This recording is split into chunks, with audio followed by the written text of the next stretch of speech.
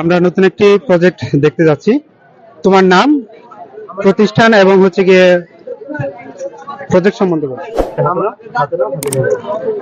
আমার নাম মোহাম্মদ নাসিমুল আদ্রি, আমি হাজীগঞ্জ ডিগ্রি কলেজের একাদশ শ্রেণীতে পড়ি। আমরা আজকে একটা সেফ লাইফ প্রজেক্টের একটা মডেল নিয়ে আসছি। মডেলে আমরা দুটা প্র্যাকটিক্যাল উপস্থাপনা করছি।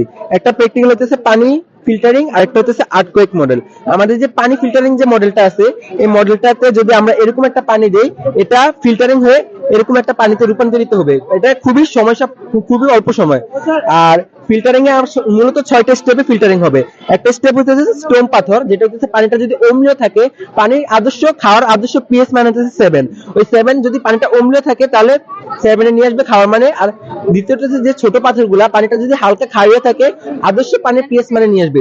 আর 3 নাম্বার স্টেপ হচ্ছে কয়লাটা পানিটা যতই দুর্গন্ধ হোক না কেন, পানিটা কিন্তু কয়লার জন্য দুর্গন্ধটা চলে যাবে।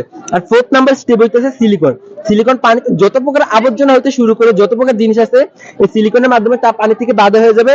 এবং লাস্ট স্টেপ যেটা আছে সেটা হচ্ছে ওয়াটার পিউরিফায়ারের মাধ্যমে পানিটা এগিং রিসাইকেল হবে এবং এটা খাওয়ার একজন পারফেক্ট একটা উপযোগী হয়ে যাবে। আর আমাদের হাফ লিটার মূলত একটা বোতলের পানি প্রায় 20 টাকার মতো পড়ে একটা হাফ লিটার বোতল কিনতে গেলে।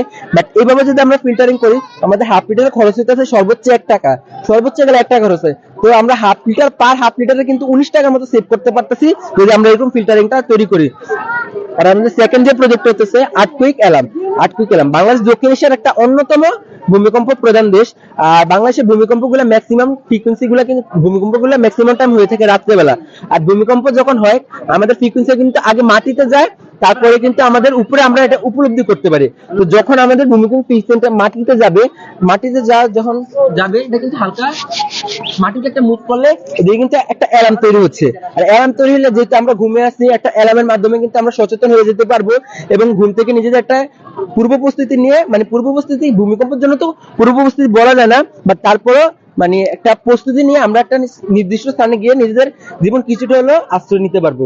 এই হচ্ছে হাজীগঞ্জ ডিগ্রি কলেজের safe life project. Thank you.